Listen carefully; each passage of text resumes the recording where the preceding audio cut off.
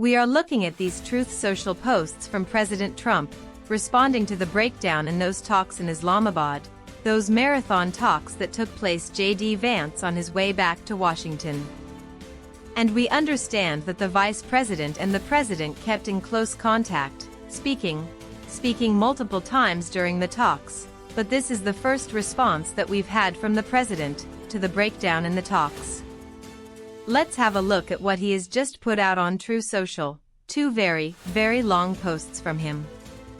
And we'll give you some of the things that we're wanting to highlight, and then I'll take you through both of those comments. He says, the meeting went well, most points were agreed to, but the only point that really mattered, nuclear, was not.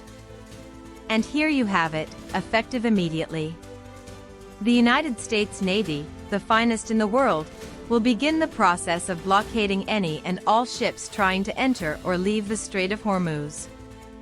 At some point we will reach an all being allowed to go in, all being allowed to go out. But then further on, he says, any Iranian who fires at us or a peaceful vessel will be blown to hell.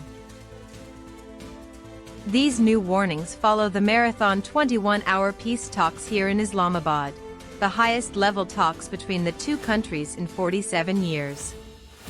The simple fact is that we need to see an affirmative commitment that they will not seek a nuclear weapon during the negotiations. President Trump was watching a UFC match in Miami with Secretary of State Marco Rubio. Talks he had seemed to brush off late Saturday. Whether we make a deal or not makes no difference to me. President Trump is warning China to stay out of the conflict after reports that U.S. intelligence has determined China may have sent Iran fresh weapons. Pope Leo said he does not intend to debate with the American president over his message for peace. The first U.S.-born leader of the Roman Catholic Church has earned the fury of his President Trump's comments came after the Pope held a mass on Saturday as the U.S. and Iran entered talks to end the war. Addressing world leaders, Leo urged peace, dialogue, and mediation.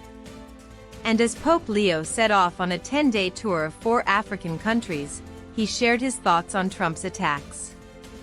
I don't think that the message of the gospel is meant to be abused in the way that some people are doing. And I will continue to speak out loudly against war, looking to promote peace, promoting dialogue and multilateral relationships among the states to look for just solutions to problems. Too many people are suffering in the world today. Too many innocent people are being killed, and I think someone has to stand up and say there's a better to what we heard the president say last night. He's a very liberal person, and he's a man that doesn't believe in stopping crime.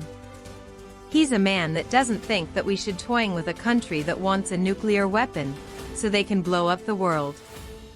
So I'm not a fan of Populia.